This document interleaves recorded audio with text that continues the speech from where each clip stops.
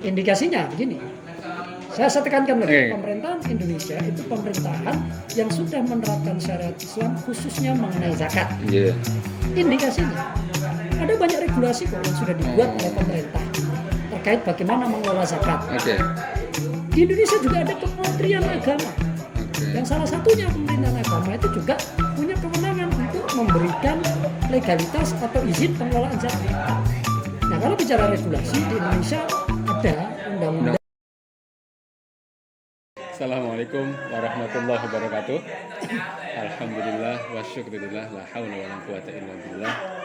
Wassalatu wassalamu ala rasulillah alladzi la nabiyya ba'da. Kesempatan hari ini kita akan membincang banyak hal, terutama di 10 hari terakhir Ramadan ada momentum yang tentu kita semua tahu, salah satunya adalah kewajiban zakat fitrah. Nah, di tengah masyarakat dewasa ini memang muncul banyak pertanyaan. Kita akan bicara soal zakat fitrah, dan seperti kita tahu sudah hadir bersama kita ada Pak Agus Sunaryo, Sekretaris Lembaga Bahsul Masail Nahdlatul Ulama Kabupaten Banyumas. Assalamualaikum Pak Agus. Waalaikumsalam. Ini kalau nama beken Asmalakob nih, berarti Gusnar. Begitu Pak Agus? Ya, kawan-kawan manggilnya begitu. Iya. Gusnar. Oke, terima kasih Pak Agus nih waktunya. Jadi langsung saja, yang pertama ini Pak Agus, kita bicara zakat itu yang paling galib terjadi di tengah masyarakat itu satu. Contoh soal adalah ada banyak panitia zakat fitrah. Nah, panitia itu biasanya ada personal, ada di masjid-masjid, atau bahkan panitianya itu bisa jadi di RT atau RW. Pak, pertanyaan pertama tentu yang menjadi menarik adalah itu panitia yang tadi saya sebut itu kategorinya amil atau bukan, Pak Agus? Mungkin bisa langsung gitu, Pak. Oke, terima kasih menyangkut pertanyaan panitia pengelolaan zakat itu amil atau bukan. Itu dari LPM PCNU Kabupaten Banyumas sudah menjelaskan di video kami yang kita sebar kemarin. Tapi perlu saya ulas kembali bahwa panitia pengelolaan zakat itu memang banyak personal atau komunitas-komunitas kecil yang kemudian melakukan pengelolaan zakat. Nah, itu ada yang di masjid, ada yang di musola, bahkan ada yang di rumah-rumah secara personal. Nah, kemudian pertanyaannya itu amil atau bukan? Kalau kita mengacu pada definisi amil sebagaimana yang termaktub di dalam At-Taubah ayat 60 ya, di mana amil itu menjadi salah satu mustahik zakat dari 8 asnaf ya, yang disebutkan dalam At-Taubah 60 itu, maka para ulama fikih itu nampaknya itu tidak mengkategorikan panitia pengumpulan zakat atau zakat fitrah di musola atau masjid atau perseorangan. Jadi mereka tidak dikategorikan sebagai amil. Gitu. Oke, sampai sini nih pemahaman publik kira-kira sampai situ enggak? Atau mengira itu amil juga, panitia itu amil kira-kira? Oke, saya akan bicara dari pengalaman saya. Saya tuh di Jogja dulu kurang lebih 8-9 tahun gitu. Itu mengelola zakat, dan wacana kami tentang zakat waktu itu terbatas, belum ada pihak-pihak yang memberikan edukasi, pencerahan, memberikan wacana terkait dengan pengelolaan yang betul. Di masyarakat itu nampaknya menganggap posisi panitia itu sebagai amil, sehingga dia mengelola, ya mengumpulkan dan membagikan, termasuk mereka nanti mendapat jatah dari zakat yang terkumpul sebagai amil. Itu di masyarakat nampaknya sebagian seperti itu. Oke, menarik nih Gusnar. Oke, kalau itu dianggap amil, sementara pernyataan pertama tadi itu bukan amil loh. Memang apa Pak dampaknya pada dua status yang berbeda ini? Kenapa harus dijelaskan gitu? Saya akan mengawali dulu dari sebenarnya amil itu apa sih menurut para ahli fikih? Amil itu orang atau sekelompok orang atau panitia yang itu mengelola zakat, mengelola dalam arti mengumpulkan dan membagikan. Oke. Nggih. Tetapi tidak cukup di sini. Panitia ini ya, yang mengumpulkan dan mengelola zakat ini itu harus ada mandat dari pemerintah. Oke. Ada semacam, kalau dalam bahasa fikih itu idza fawwadahul imam. Jadi ketika mereka diberi mandat oleh pemimpin atau pemerintah, baru disebut amil. Nah, Oke. konsekuensinya kalau mereka itu sudah mendapat mandat dari pemerintah, maka amil ini boleh mengambil jatah zakat sebagai amil. Sebagaimana disebutkan dalam At-Taubah tadi. Iya, Sebagai 8 asnaf. 8 asnaf Oke. itu. Dan konsekuensi bagi muzaki, ketika mereka menyerahkan zakat kepada panitia yang sudah dapat mandat dari pemerintah atau yang sudah menjadi amil, Oke. itu dia sudah gugur kewajibannya dalam hal berzakat. Oke. Jadi misalkan jenengan itu panitia pengumpulan zakat sudah didaftarkan ke KUA atau pemerintah. Oke. Nah, saya menyerahkan zakat ke Anda, begitu saya serahkan zakat ke Anda, maka Sah. kewajiban Gugur saya gugur. sudah. Oke. Saya nggak perlu bertanya zakatnya udah dibagikan ke orang lain atau belum, gitu. Oke. Beda dengan kalau seandainya Masih panitia panitia. itu ya belum dapat mandat dari pemerintah, gitu. Saya berzakat. Saya berzakat kan jenengan Iya. sebagai panitia, jenengan belum dapat mandat dari pemerintah tadi ya. Oke. Status saya belum gugur dalam hal berzakat. Sampai Sampai dipastikan zakat yang saya serahkan ke jenengan itu ditasarufkan ke mustahik. Dan jenengan tidak termasuk mustahik. saya bukan Bukan amil yang mustahik. mendapat jatah Bukan. istilahnya. Ya. Kecuali jenengan itu adalah misalkan kiai di situ, maka dapat sabilillah. Oke. Atau jenengan miskin, fakir, dapat oke. sebagai fakir, bukan sebagai amil. Masuk dalam kategori atau asnaf yang lain di antara 8 kecuali amil. Kecuali amil. Oke, sip. Menarik, Pak. Ini berarti memang menjadi penting ya. Menjadi penting berstatus amil atau tidak itu pada dua hal nggih. Betul. Pada nasibnya muzaki orang yang berzakat, Betul. kemudian juga pada kalau nanti ini ngambil jatah sebagai amil jadi sah atau tidak. Jangan-jangan bukan amil kan gitu. Itu bisa mengambil hak orang lain. Nah, bahaya Pak. Oke Gus Nar, sekarang kalau kondisinya tadi nggih, dari awal bahwa diduga mayoritas panitia atau masyarakat menganggap panitia yang tanpa SK atau tanpa legalitas itu adalah amil, itu kan tentu masalah. Lah, solusinya sebenarnya apa Gus Nar ini? Solusi supaya panitia-panitia itu SK dan sebagainya itu apa sebenarnya solusinya itu supaya tetap jadi amil itu loh. Gini, pertama siapa yang dimaksud imam dalam statement para ulama fikih? Kalau kita mengacu pada fikih itu imam itu ya mereka yang mengelola pemerintahan. Itu disebut dengan al-imam al-kabir atau al-imamah al-kubro, pemerintah. Nah, pemerintah itu para ulama beda pendapat. Apakah yang dimaksud pemerintah itu harus menerapkan syariat Islam atau boleh pemerintahan yang tidak menerapkan syariat Islam? Ada yang mengatakan bahwa pemerintah yang bisa memandatkan panitia menjadi amil itu adalah pemerintah dengan syariat Islam. Sebagian ulama mengatakan. Tapi ada juga ulama, salah satunya saya sebut Abdul Wahab Khalaf, ulama kontemporer mengatakan tidak harus pemerintahan Islam. Dia bisa memandatkan panitia zakat sebagai amil. Atau kalau pemerintahan itu non-Islam atau pemerintahan sekuler itu tidak memberi mandat sama sekali ke panitia itu sebagai amil boleh dikelola secara mandiri. Statusnya nanti mereka bisa jadi amil. Kalau tarik ke Indonesia nih, clear. Dalam konteks Indonesia itu begini, kita menarik ini, karena yang banyak salah. Bukan salah, saya mengatakan praktek yang berlaku di masyarakat secara masif itu ya di Indonesia memang seperti itu adanya. Nah di Indonesia bagaimana?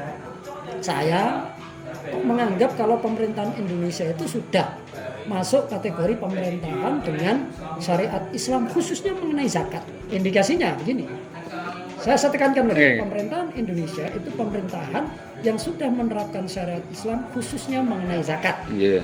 Indikasinya ada banyak regulasi kok yang sudah dibuat oleh pemerintah terkait bagaimana mengelola zakat. Di Indonesia juga ada Kementerian Agama. Yang salah satunya pemerintahan agama itu juga punya kewenangan untuk memberikan legalitas atau izin pengelolaan zakat. Nah kalau bicara regulasi di Indonesia ada undang-undang kalau tidak salah nomor 23 tahun 1999. Itu undang-undang yang pertama tentang zakat. Nanti kalau salah netizen cari sendiri Pak, Cari biasa sendiri ya. lah di Google. Yang penting ada undang-undang zakat. Clear satu. Itu yang pertama. Kemudian undang-undang itu diamandemen, dirubah, direvisi dengan Undang-Undang nomor 23 tahun 2011. Nah, namanya undang-undang itu kan sifatnya masih global, umum. Itu ada perangkat penjelas, perangkat yang lebih teknis. Ya, yang lebih rinci namanya peraturan pemerintah. Ada peraturan pemerintah nomor 14 tahun 2014. Itu menjelaskan tentang apa yang dimaksud dalam undang-undang zakat. Nah, salah satu poinnya itu mengatur tadi. Sebenarnya di Indonesia pengelolaan zakat apapun itu dikelola oleh Badan Amil Zakat, ya BAS, atau lembaga amil zakat. Kalau BAS itu biasanya diasumsikan milik pemerintah. Kalau LAS, lembaga amil zakat atau plat merah. Kalau LAS itu asumsinya plat hitam. Itu biasanya punya Ormas. Kalau di NU punya Lazisnu. Kalau di Muhammadiyah punya Lazismu. Mungkin di ormas yang lain punya. Nah, sekarang bagaimana kalau ada wilayah komunitas kelompok yang tidak tersentuh oleh BAS sama LAS itu? Tidak tersentuh bisa karena persoalan geografis, jauh terpencil, atau tidak tersentuh itu karena memang tidak atau punya ketidakcocokan. Ketidakcocokan dengan BAS, ketidakcocokan dengan LAS yang ada di sekitarnya. Lalu bagaimana mereka ini bisa menjadi amil? Itu diatur di situ. Legalitasnya dapat dari mana bisa, gitu kan? Nah, itu diatur dalam PP nomor 66 ayat 1 dan 2. Nah, ayat 1-nya mengatakan bahwa ayat 1 pasal 66 PP tadi mengatakan bahwa untuk komunitas atau kelompok masyarakat yang tidak tersentuh oleh BAS atau LAS itu boleh mengelola zakat secara mandiri yang dilakukan oleh perseorangan, alim ulama, tokoh masyarakat setempat, atau takmir masjid atau musola. Itu pasal 1. Pasal 2-nya, nah terusannya adalah komunitas atau perseorangan atau takmir masjid musola yang mengelola zakat itu tinggal menyerahkan secara tertulis, panitia pengelolaan zakat di tempatnya itu ke kantor urusan agama. Kan gampang sekali. Di situ tidak dijelaskan harus dalam bentuk SK. Pokoknya menyerahkan ini loh panitianya. Sudah, itu statusnya naik menjadi amil. Gitu loh. Berarti kalau boleh sedikit nih saya simpulkan, berarti untuk dapat menjadikan status amil itu, satu harus dapat rekomendasi atau dapat keabsahan dari imam. Pemerintah lah. Representatif pemerintah itu ada BAS, Badan Amil Zakat. Ini regulasinya dari nasional sampai daerah, kabupaten. Kemudian LAS, Lembaga Amil Zakat, yang itu biasanya backupnya Kormas. Dan yang ketiga, solusi paling terakhir adalah kantor urusan agama. Nah, yang ketiga ini kelihatannya solusi paling gampang karena mungkin beberapa ada yang belum ada KUA, tapi saya pikir seluruh Indonesia kecamatan ya ada KUA. Pasti ada di seluruh kecamatan. Artinya menjadi tidak masalah sebenarnya panitia zakat personal ataupun perseorangan ataupun di musola-musola kecil, cuma tadi harus catatan betul supaya aman secara syariat, aman secara pemerintahan. Begitu Pak Agus. Jadi harus dapat rekomendasi. Dan berdirinya panitia-panitia atau amil itu sebenarnya tidak hanya persoalan aman secara syariat, aman secara pemerintahan, tapi juga menjamin pemerataan tadi. Di tasarufnya. Kenapa? Karena kalau tidak lewat panitia, ya tidak lewat lembaga yang mengurusi, khawatir zakat itu nanti menumpuk ke satu orang saja. Maka saya melihat bahwa panitia itu penting ada. Tetapi agar selamat secara syar'i dan aturan negara, tinggal diserahkan saja panitianya ke. Saya pikir clear itu, Pak Gusnar. Ada yang mungkin kalau dari saya sih sebenarnya yang di tengah masyarakat kelihatannya cuma itu masalah yang terkait status tadi. Perlu ditekankan kelihatannya Gusnar ini, ditekankan bahwa nih. Bisa diulang lagi mungkin bahwa keberadaan panitia boleh dengan catatan. Monggo Gus Nar ini biar clear ya. Jadi begini, saya ulangi lagi ini sebagai kesimpulan lah kaitannya dengan amil dan panitia zakat. Keberadaan panitia zakat yang dikelola oleh takmir, musola atau masjid atau perseorangan ya biasanya dikelola oleh kiai atau ulama setempat itu diakui atau tidak itu sudah berlangsung cukup lama di Indonesia. Jenengan belum lahir, saya belum lahir sudah ada seperti itu. Ya bahkan sebelum undang-undang zakat itu ada itu sudah berjalan. Baru kemarin undang-undangnya ada. Nah, pertanyaannya apa ya? Mereka itu harus kita hentikan gara-gara tidak mengikuti aturan fikih kan gitu. Oh tidak.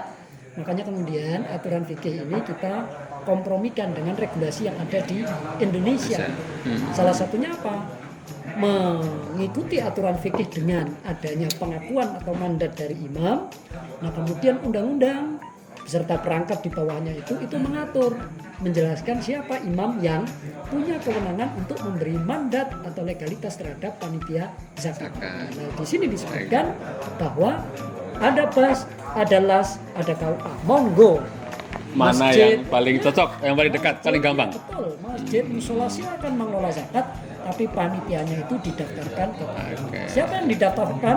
Ada banyak di situ, tukang timbang, tukang takar, tukang catat, sing mimpin tungo, sing bagi ke rumah-rumah itu dimasukkan semua. Mereka yang bekerja, ingat, yang bekerja ikut bekerja, tidak hanya numpang nama loh. Ikut bekerja mengelola zakat itu nanti berhak sebagai amil. Tapi kalau hanya numpang nama, ini hati-hati. Ya, ini harus penting sekali. Jadi Gusnar, ini penting kita bahas karena zakat yang ya karena haliyahnya sudah tahunan mungkin dianggap biasa, ternyata memendam beberapa hal yang memang harus diselesaikan secara syariat. Jangan sampai kebiasaan-kebiasaan yang mohon maaf barangkali harus diluruskan. Saya tambahkan sedikit, saya ada kebiasaan dulu waktu kecil di saya sendiri lah, kampung, dan di kampung saya. Tradisi pengelolaan zakat itu kalau di zaman saya dulu itu kan dijadikan oleh beberapa kawan dan termasuk saya waktu itu. Wah, melu bagi zakat lah, lumayan. Bisa butuh kudut, nah itu. Besok lebaran kita butuh. Ini namanya di kampung. Nah, yang begini-begini kalau kemudian tidak dipaskan, tidak diluruskan dengan syariat kan bisa berbahaya. Berarti penjelasan tadi ini dari Gusnar sebenarnya adalah meluruskan kemudian mendudukkan soal pada regulasi yang tepat untuk kemudian tradisi-tradisi yang sudah jalan itu aman. Kan gitu Gusnar, bukan kemudian jangan apalagi menyalahkan, tidak. Terakhir sekali nih. Ini bonus nih Gusnar. Kalau bicara tradisi lama tadi, gimana kemudian dengan kaidah al-'adah muhakkamah? Ya ini bonus saja, bonus obrolan saja kita. Jangan-jangan dong. Al-'adah itu muhakkamah. Iya kan sudah. Kalau di dalam ilmu ushul fikih kan tradisi ada dua. Tradisi ada dua. Yang pertama adah sahihah atau uruf, biasanya disebut uruf sahih dan uruf fasid. Yang muhakkamah tentunya yang sahih. Apa itu tradisi yang baik, yang sahih? Tradisi yang tidak bertentangan dengan norma-norma syariat. Itu yang harus muhafadzah. Gitu loh. Bahkan kalau ada yang baru yang lebih baik, itu kita ambil. Selama tidak bertentangan dengan prinsip-prinsip syariat. Tapi tradisi bentuknya apapun kalau dia itu yukhalifu syar'a, ya menyalahi aturan syarak, ya dia nggak bisa jadi hukum. Itu harus kita hentikan. Gitu loh. Ini berat sebenarnya. Berat dalam arti berat secara sosial, teman-teman semua ini harus disampaikan, tapi berat sosial, dan tentu ini juga butuh kebesaran hati untuk menerima risalah ini kan. Karena ini lagi menarik juga Gusnar. Mohon maaf ini kita harus buka bahwa kalau soal musola RT saya pikir tidak sendirian. Tapi mohon maaf sekali lagi ada kadang-kadang tokoh memang. Tokoh kalau kiai juga saya masih it's okay lah. Mohon maaf lagi di desa-desa itu ada, kalau dulu itu yang nerima itu justru mohon maaf dukun bayi misalkan atau KY mati. Ini fakta, teman-teman semua harus kita buka. Jadi sebenarnya tidak masalah lagi-lagi, cuma tadi syaratnya ya minimal harus dapat rekomendasi dari salah satu tadi. Tidak, begini Mas, kalau dukun bayi, kiai atau fakir itu menerima itu tidak harus ada syarat. Mereka statusnya bukan amil tapi statusnya adalah mustahik. Dukun bayi? Iya, dukun bayi kalau dia itu miskin. Nah orang itu tergantung asumsinya ngasih dukun bayi sebagai apa. Masuk kategori 8 itu enggak? Kelihatannya bagian dari tradisi tadi Pak. Nah kalau bagian dari tradisi itu enggak boleh. Nggak boleh. Kayum juga sama. Kayum dulu. Kalau sekarang kan bergaji. Kalau yang dulu kategorinya mungkin sabilillah ya.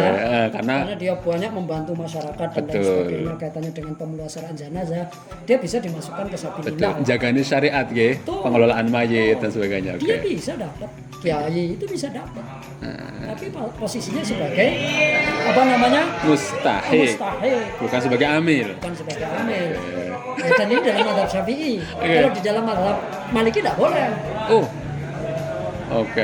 Nah, ini kalau bincang ini berarti harus lintas mazhab gitu. Iya. Lain kali ya. Karena tradisinya kita sudah jalan seperti itu ya. Tidak apa-apa ya, ke personal, ke guru ngaji, ke dukun bayi, ke siapalah, ke personal terserah. Tapi nanti posisi dia itu harus masuk dalam salah satu asnaf. Tapi memang spirit zakat nanti bisa nggak ketemu. Apa sih spirit zakat tadi saya katakan pemerataan. Kalau saya kiai, punya santri 1000, semuanya zakat ke saya 2,5 kilo, ya toh? Masuk ke saya semua, kalikan 1000, itu bisa tontonan itu, masuk ke saya semua. Tapi sementara di sekitar saya banyak fakir miskin, gitu loh. Lah kalau itu saya ambil semua, tidak saya bagi-bagi ke yang lain kan jadi tidak ada pemerataan. Padahal ini kata kunci. Zakat fitrah, kalau fitrah ya, itu ada prioritas sebenarnya di dalam hadis itu. Waktu amatan lil masakin. Tujuannya memberi makan kepada fakir miskin, gitu loh. Tapi memang di dalam mazhab Syafi'i 8 asnaf itu posisinya sama. Dalam Maliki nanti beda lagi. Ada klasifikasinya gitu.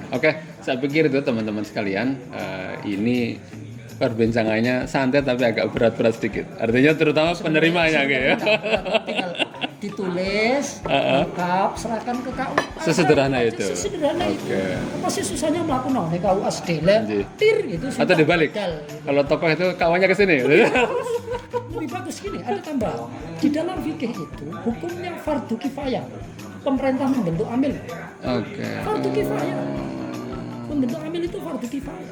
Maka kalau kepala KUA atau orang-orang yang bekerja di KUA itu mau terjun masuk ke musola-musola, ke masjid-masjid, ada kepanitiaan enggak, kemudian itu diregister, didaftar sama mereka, itu luar biasa. Saya curi jempol buat KUA. Kementerian Agama ini berarti ada. Atau LAS ya. LAS boleh. Aktif ya, karena semuanya punya mandat yang sama kan tadi kan. Mandatnya sama. LAS, lazismu, Bisa BAS, bisa LAS, bisa KUA. Berarti kuncinya tinggal siapa dulu fastabiqul khairatnya gitu. Saya pikir itu Gus Nar untuk obrolan yang tema pertama ini menarik sekali, mudah-mudahan manfaat untuk teman-teman semua. Diambil yang baik dan selamat untuk mengimplementasikan. Berat tetapi yang namanya syariat ini harus diterapkan. Terima kasih, saya pikir itu. Mohon maaf jika ada yang kurang berkenan. Assalamualaikum warahmatullahi wabarakatuh. Sampai ketemu lagi.